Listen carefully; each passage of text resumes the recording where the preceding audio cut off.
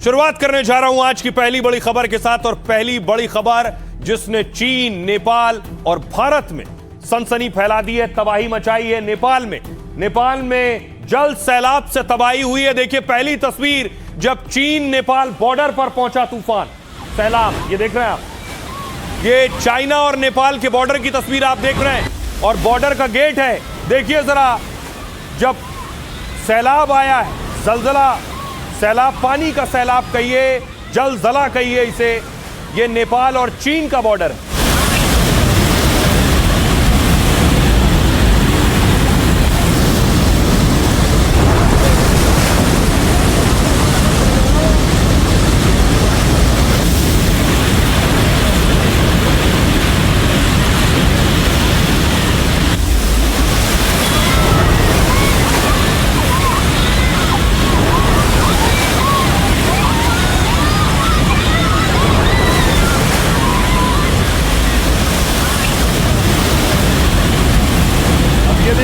ये जो गेट आप देख रहे हैं, चीन और नेपाल का बॉर्डर है।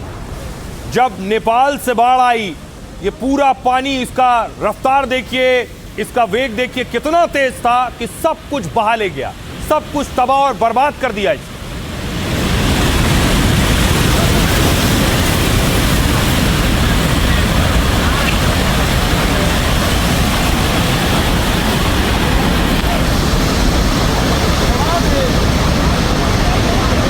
और उसके बाद देखिए बस स्टॉप था, बस डिपो, ये चाइना और नेपाल बॉर्डर है। बस डिपो देखिए, सारी बसों को पानी उड़ा कर ले गया।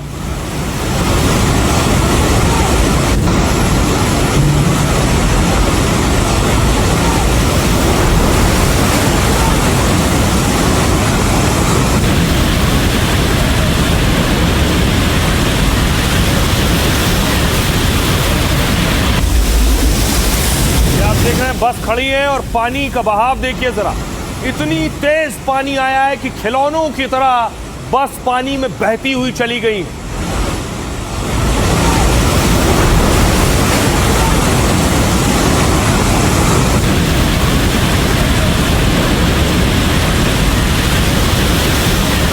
अब देखिए इससे ज्यादा खतरनाक तस्वीर, जब ये पानी और आगे बढ़ा और नेपाल में दाखिल हो रहा था। इसकी रफ्तार देखिए जरा, नेपाल के अंदर घुसते वक्त ये पानी की हालत आप देख रहे हैं। जो कुछ सामने आया सब बहा ले गया।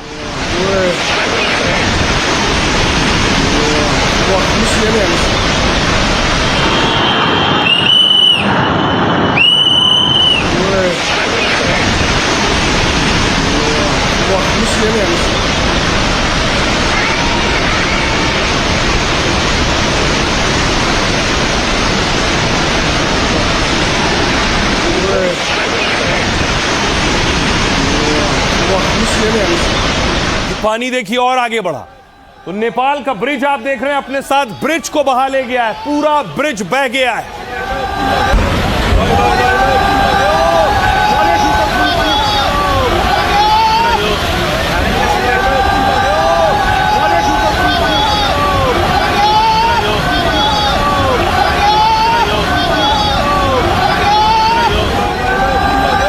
आप देख रहे हैं ये नेपाल का बड़ा पुल है।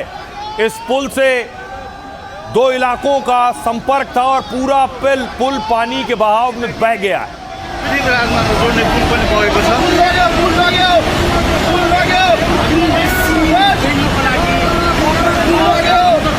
और पुलों को तोड़ता हुआ जब ये पानी आगे बढ़ा तो देखिए घरों तक पहुंचा है। ये घर डुबो ले गया। ये कार जो आप देख रहे हैं, आगे गाड़ी खड़ी है, वैगनार गाड़ी है, शायद पूरी गाड़ी को पानी अपने साथ बहा ले गया।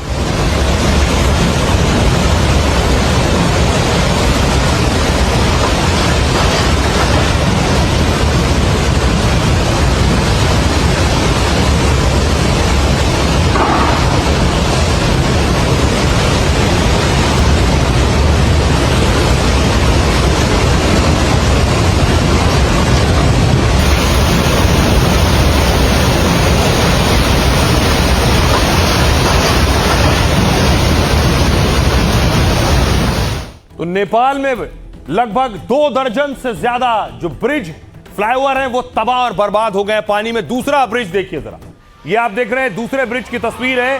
देखते ही देखते पूरा पुल बह गया है।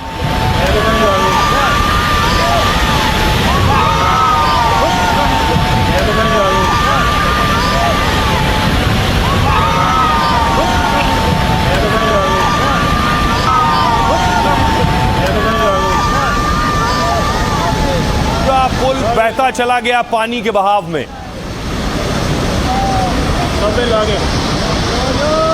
ये दूसरा पुल मैं आपको दिखा रहा हूं जिसे चीन से आई बाढ़ अपने साथ बहा ले गई।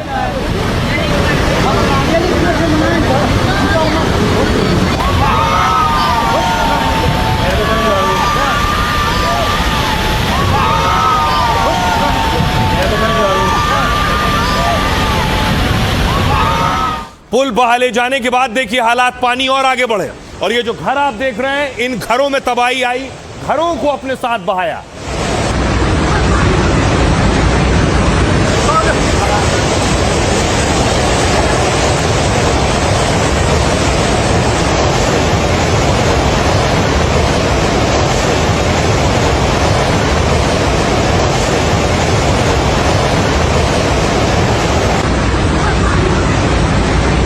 पानी की भयावहता का अंदाजा ऐसे लगाइए कि जो भी ब्रिज सामने आ रहा था वो बह जा रहा था।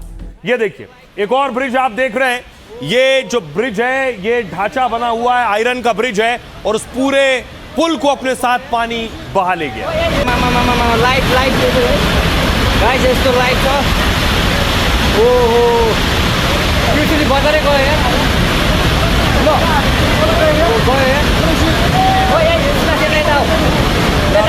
पूरा पुल पानी में समा गया है। सोचिए वो मंजर, वो हालात क्या होंगे। आसपास जो लोग रहते हैं अपने घर के आगे देख रहे हैं पानी की ये तीव्रता, ये विकराल रूप।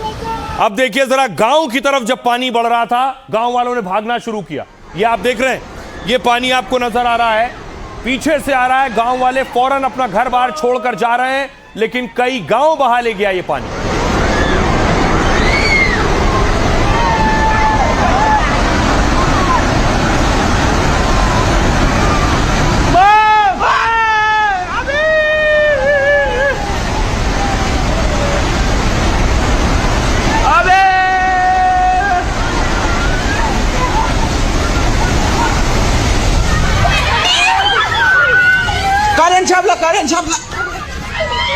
अब आइए आपको बताऊं ये सैलाब आया कहां से। कहा गया ये चीन से आया।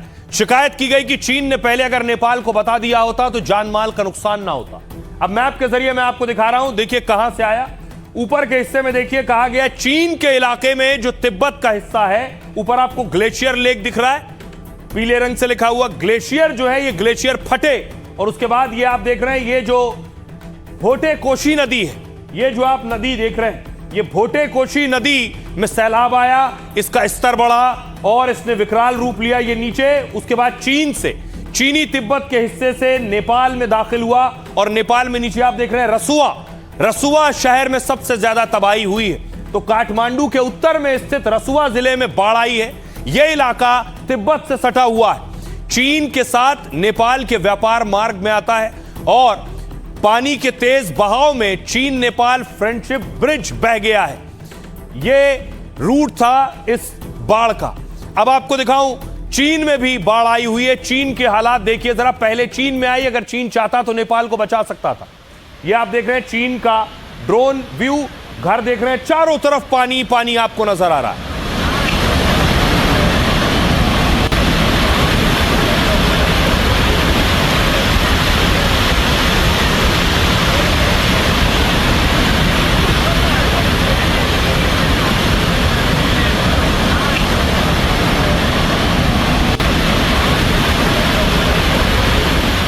और आइए अब आपको बताऊं कि चीन में जो सैलाब आया वो नेपाल पहुंचा और नेपाल में कितनी तबाही मचाई है उसने। देखिए जरा, कुछ ये हालात थे सैलाब के। पानी का बहाव देखिए जरा। तिब्बत से अचानक बाढ़ का पानी नेपाल में घुसा है। नेपाल के रसुआ जिले में बाढ़ ने भारी तबाही मचाई है। भोटे कोशी नदी का जलस्तर अचानक बढ़ गया, उसके बाद यह हाल हुआ। रसुआ का एक हाइड्रो पावर प्रोजेक्ट बाढ़ की चपेट में आ गया। रसुआ में बाढ़ के चलते एक पुल बह गया। नेपाल के नुवाकोट जिले में भारी तबाही हुई है। सोचिए बाढ़ से एक दो नहीं, नेपाल में 22 पक्के पुल बह गए। नेपाल में बाढ़ से पुलों का नेटवर्क ध्वस्त हो गया है। भोटे कोशी नदी के तांडव से 27 पुल ध्वस्त हुए हैं। बाढ़ से नेपाल में सड़क व्यवस्था पूरी तरह से ध्वस्त हो गई है। 22 सोचिए कंक्रीट पुल और 5 बेली ब्रिज बह गए। शुरुआत में रसुआ में फंसे लोगों को निकालने के लिए हेलीकॉप्टर भेजा गया, लेकिन वो बिना उतरे काठमांडू लौट आया। हालात इतने खराब थे। बाढ़ के पानी में स्थानीय हेलीपैड बह गए। पायलट को उतरने के लिए सुरक्षित जगह तक नहीं मिली और टिमुरे गांव का बड़ा हिस्सा नजर तक नहीं आ रहा, यानी गांव के गांव बहा ले गया ये सैलाब। नेपाल के पीएम बालेन शाह ने सेना तैनात करने के आदेश दिए। नेपाली सेना, सशस्त्र पुलिस बल और नेपाल पुलिस को भेजा गया है। अतिरिक्त एम्बुलेंस और मेडिकल स्टाफ भी भेजा जा रहा है। लोगों को सुरक्षित जगह जाने की सलाह दी गई है। अब आपको दिखाऊं दूसरी तस्वीरें कि अब आखिर बचाव कैसे होगा। पहले तबाही का मंजर देखिए जरा। यह है तबाही का मंजर, आप देख रहे हैं। जहां तक नजर जाएगी आपको तबाही के निशान दिखाई देंगे। देखिए, घर मलबे में दब चुका है। जो मलबा पानी के साथ बहकर आया है, घरों की छत जो है वो जमीन पर आ गई है, क्योंकि अंदर सब मलबा भरा है।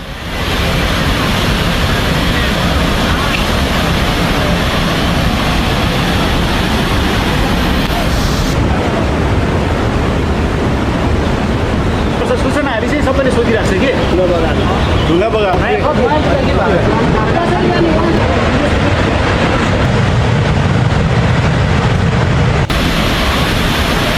अब देखिए तबाही की तस्वीरें आपने देखी।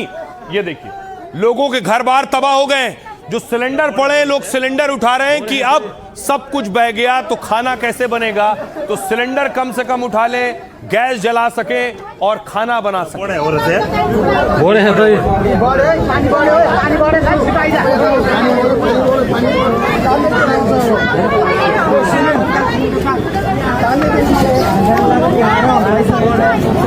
दृश्य देख सक्नुहुन्छ सिलिन्डर यसरी देख रहे हैं, लोगों ने रसोई का सामान इकट्ठा करना शुरू किया कि गैस सिलेंडर होगा तो ही खाना बन पाएगा।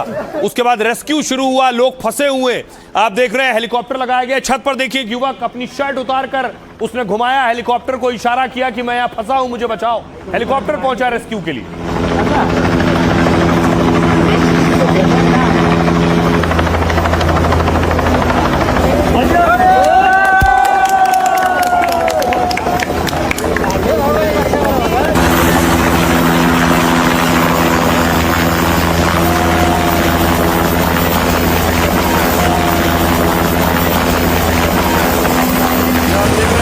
अलग अलग जगह रेस्क्यू के लिए, बचाने के लिए हेलीकॉप्टर लगाए जा रहे हैं। लोग जहां तहां फंसे हुए हैं मलबे में, सैलाब के बीच, घरों की छतों पर। अब देखिए, जमीन पर भी ऑपरेशन चलाया जा रहा है, जो बहुत मुश्किल है, क्योंकि अभी भी मलबा लोगों के घरों में है, लोग दबे हुए हैं। जान माल का सही नुकसान का आकलन कर पाना इस वक्त मुश्किल है।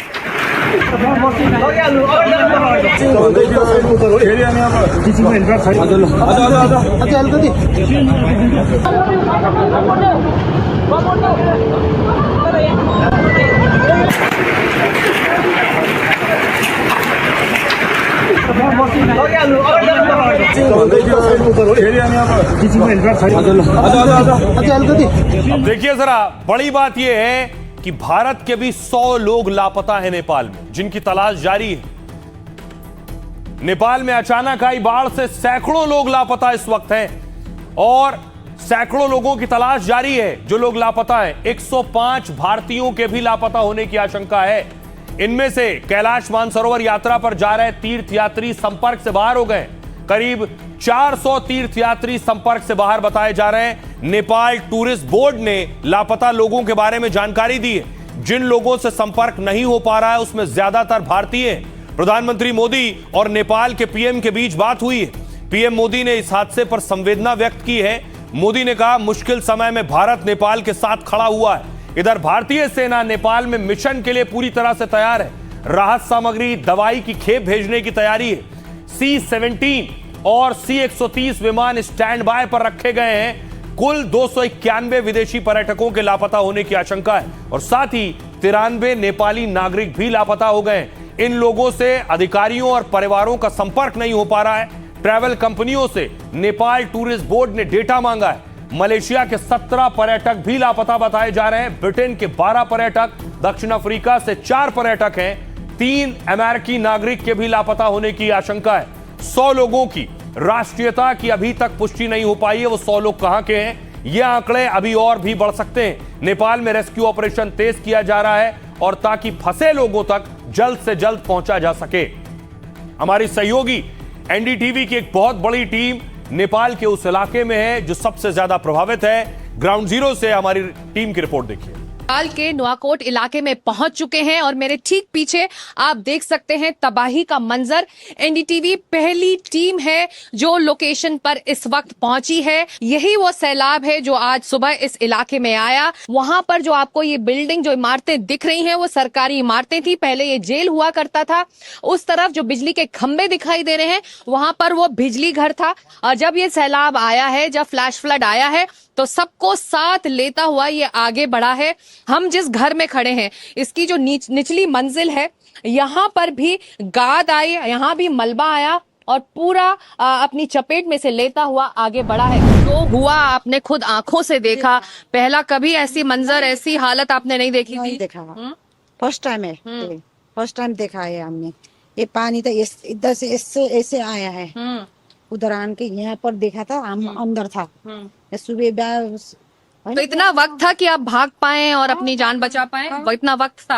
अंदर था मेरा पति को लेकर भागा मैंने, नहीं तो आज हम दोनों भगा के लेकर। सब तबाह हुआ, कुछ नहीं है हमारे पास, न पैसे न खाने के लिए कुछ नहीं है। हमने सुबह से कुछ नहीं खाया है, ना एक बोतल पानी तक नहीं खाया। मेरे को तो जो 200-300 आदमी जो हमारा गांव वाला था, वो जो गांव ही नहीं है, ऐसे पता चल रहा है आपको? गांव ही नहीं है। अभी मैं उधर पहुंचना मुश्किल है, उधर यहाँ मेरा इधर जाने का रास्ता भी नहीं है।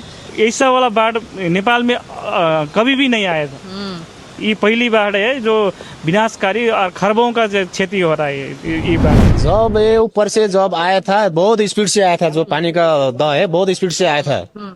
जब हम लोग लगभग 10 मिनट का फर्क में एकदम ऊपर भाग गया हम लोग, बहुत स्पीड से आया था इधर। जब आदमी ऊपर से आया भागो भागो बोला, तब हम लोग सब इधर से भाग गए। है 2-4 आदमी फंसा हुआ, शायद मर गया होगा, वो लोग लेकर गया होगा। अब देखिए, डर इस बात का है कि नेपाल से भारत के राज्य मिले हुए हैं, भारत को भी खतरा है क्या?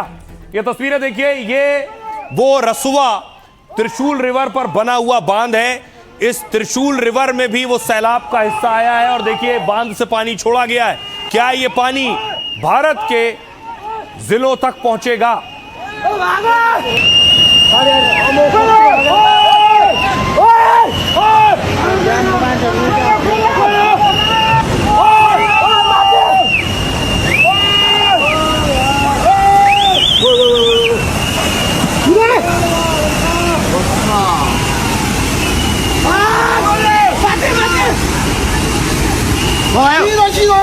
अब देखिए जरा, बिहार में अलर्ट हो गया।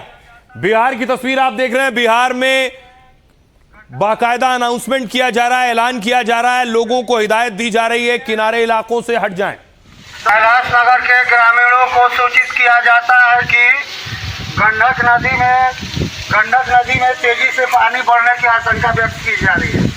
इसलिए सभी ग्रामीण अपने अपने घरों में सतर्क रहेंगे, कभी भी पानी बढ़ सकता है और बच्चों को नदी किनारे नहीं आने देंगे। ठीक है, क्लियर है? तो सब अगल बगल जितना घर है उस सबको भी, जिसको नहीं मालूम है उसको जानकारी आप लोग दे दीजिए कि पानी एक बैग गंडक नदी में बढ़ेगा तेजी से, कि आपको भागने का मौका नहीं देगा। इसलिए पहले से सतर्क रहिए। तो बाकायदा प्रशासन अनाउंसमेंट कर रहा है, सतर्क रहिए। अब देखिए क्या बिहार में खतरा है। बिहार की 2 नदियां कौन कौन सी मैं आपको बताऊं। सबसे पहले देखिए जरा, गंडक नदी, नेपाल में आई बाढ़ का असर बिहार में दिखने लगा है। नेपाल से आने वाला पानी कुछ घंटों में बिहार पहुंच सकता है।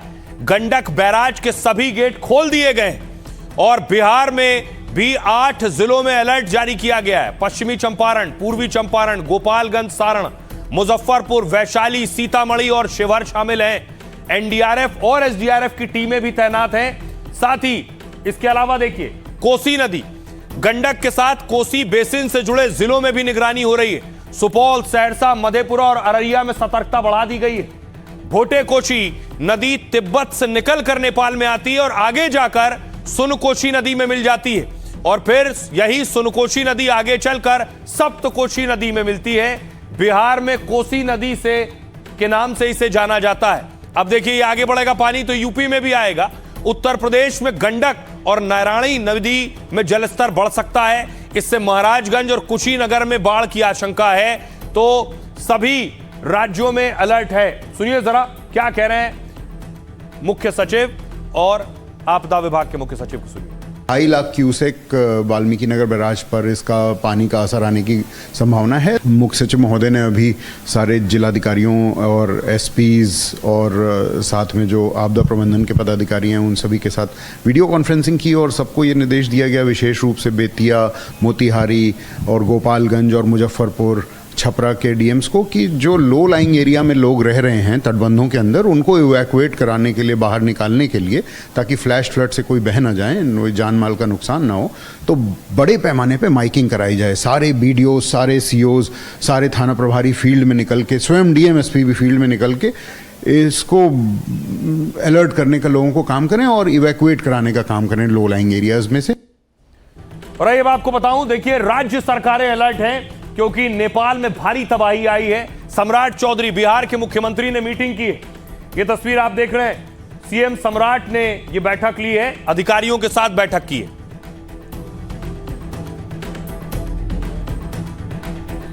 अब देखिए राज्य सरकारों की तैयारी क्या है। उनके राज्य तक ये बाढ़ का पानी अगर पहुंचेगा तो कैसे निपटना है। नेपाल में तबाही के बाद बिहार में हाई अलर्ट है। गृह मंत्री अमित शाह ने सीएम सम्राट चौधरी से बात की है। अमित शाह ने हर संभव मदद का भरोसा दिया है। एनडीआरएफ टीमों को तैयार कर दिया गया है। बिहार में आपदा प्रबंधन विभाग ने अलर्ट जारी किया है। कोसी, बागमती और गंडक के इलाकों में निगरानी बढ़ाई गई है। एनडीआरएफ, एसडीआरएफ की अतिरिक्त टीमें तैनात की जा रही हैं। गोपालगंज में एनडीआरएफ टीम भेजी जाएगी। मुजफ्फरपुर में टीम स्टैंड बाय रहेगी। बेतिया में करीब 2 घंटे में टीम की तैनाती की जाएगी। जरूरत पड़ने पर नाव, शेल्टर और सामुदायिक रसोई की व्यवस्था होगी। बिहार में हर साल नेपाल से आने वाली नदियों के कारण बाढ़ से तबाही होती है। यूपी में भी पूरी तैयारी है। नेपाल से सटे उत्तर प्रदेश के इलाकों में हाई अलर्ट जारी किया गया। सीएम योगी आदित्यनाथ ने इसके निर्देश जारी किए हैं। योगी ने नेपाल में तबाही पर चिंता जताई। योगी ने भगवान पशुपतिनाथ से सभी के सकुशल होने की प्रार्थना की है। बाढ़ की आशंका को लेकर प्रशासन को पूरी तरह सतर्क रहने के यूपी में निर्देश दिए गए। प्रशासन को आवश्यक तैयारियां सुनिश्चित करने को कहा गया है। सुनिए जरा एनडीआरएफ कमांडेंट क्या कह रहे हैं। बहुत हाई अलर्ट पे है क्योंकि ये जो सारा नीचे डाउनस्ट्रीम आता है ये गंडक को ही स्ट्राइक करेगा और वहां पे जो बैराजेस हैं, जैसे जैसे बैराजेस से पानी छूटेगा तो उसमें नीचे की स्थिति में बाढ़ आने का अंदेशा है। पूरा एडवाइजरी दे दिया था स्टेट गवर्नमेंट्स को कि इसमें बाढ़ आने का अंदेशा है। तो हमारी एडिशनल टीम्स भी तैयार हैं। जैसे जैसे जहां पे भी स्टेट गवर्नमेंट को लगेगा कि वहां पे एनडीआरएफ की जरूरत है तो एनडीआरएफ अपनी टीम डिप्लॉय करेगा। जो भी नाविक है, मछुआरे हैं, मवेशी वाले हैं, या खेतिहर जो भी हैं, सब लोगों को मना किया गया है कि आप लोग 48 घंटे तक निचले इलाके में नहीं जाएं, सावधानी पूर्वक रहें। और टोटल जो भी रिंग बांध है, रिंग बांध पे भी प्रशासन के द्वारा गश्ती बढ़ा दी गई है। जैसी सूचना प्राप्त है कि रात होते होते पानी गोपालगंज की सरहद में भी घुसेगा और इसीलिए हम समय रहते जिला प्रशासन सभी गांव वासियों को, पंचायत वासियों को सूचित कर रहा है कि निचले स्तर पे बांध के उस तरफ नहीं जाना है। जो 48 घंटे है वो बहुत सचेत रहने के लिए, घबराने की बात नहीं है। कोई भी ऐसा नहीं, इतना भी पानी नहीं आएगा कि पानी गाँव के अंदर घुस जाए, परंतु हाँ ये जरूर है कि पानी बहुत तेजी से आएगा, तो इसलिए अब खतरे वाली जगह पर नहीं जाना। कुछ निचले इलाकों में हो सकता है पानी थोड़ी देर के लिए आए फिर वो निकल जाएगा। तो इसमें हम लोग यही कर रहे हैं कि हम लोगों ने सभी जो क्षेत्रीय पदाधिकारी हैं सबको मोबिलाइज कर दिया है। सब लोग निचले इलाकों में जा रहे हैं, लोगों से अपील कर रहे हैं कि जब अगर पानी बढ़ता है तो वो लोग जो ऊंचे वाले इलाके में आ जाएंगे अपने, और जैसे ही पानी निकल जाएगा फिर आगे वो लोग वापस जा सकते। अत्यधिक मात्रा में जो है पानी आने की संभावना है, तो निचले इलाके में जो भी बसे हुए लोग हैं उनको जो है ऊंचे स्थान पे अपना कीमती सामान और पशु और स्वयं जो है अपने आप को विस्थापित करने हेतु जो है निर्देशित किया गया है। इसी क्रम में अभी जो है जायजा लिया जा रहा है कि कितना क्यूसेक पानी अभी वर्तमान में, और लगातार मॉनिटरिंग की जा रही है। अब सवाल यह है कि आखिर ये तबाही कैसे आई। बताया जा रहा है क्या ग्लेशियर के जरिए तबाही आई, ग्लेशियर फटा और सैलाब आया। देखिए कैसे ग्लेशियर फटते हैं। विशाल आकार के गतिशील बर्फ को ग्लेशियर कहते हैं। यह भारी बर्फ अपने वजन और गुरुत्वाकर्षण के कारण नीचे गिरती है।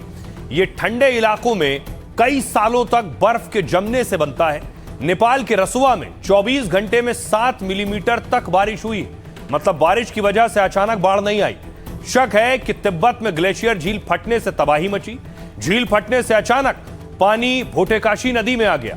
भोटेकाशी बेसिन में 122 ग्लेशियर झीलें हैं। कौन सी झील फटी इसकी अभी पुष्टि नहीं हुई है। सैटेलाइट इमेज और तकनीकी जांच से पता लगाया जा रहा है। ग्लेशियर झील के सामने बर्फ, मिट्टी, पत्थर और मलबे जैसी संरचना होती है। यह प्राकृतिक बांध की तरह ग्लेशियर झील को रोके रहते हैं। लेकिन जैसे ही यह बांध कमजोर पड़ जाता है या टूट जाता है, झील का पानी अचानक नीचे की ओर बहने लगता है। इसे ही ग्लेशियर झील फटने से बाढ़ का आना कहते हैं।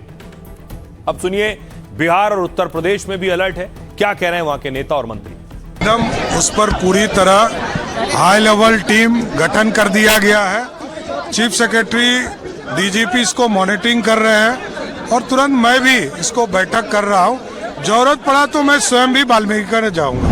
स्थिति तो थोड़ी कठिन है, लेकिन अभी का जो अनुमान है पानी आने का, वो हम लोगों के हिसाब से स्थिति को हम लोग नियंत्रण से बाहर नहीं जाने दें। 2.5-3 लाख आने की संभावना है। उस हिसाब से सतर्कता के सभी काम हम लोगों ने कर लिए हैं। जी हाँ, अभी हम बैठक कर रहे हैं।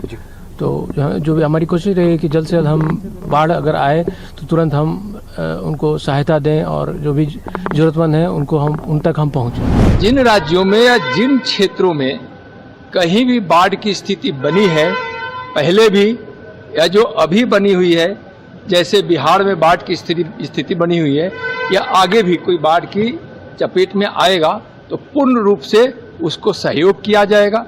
सभी क्षेत्रों में एनडीआरएफ की टीम तैयार है।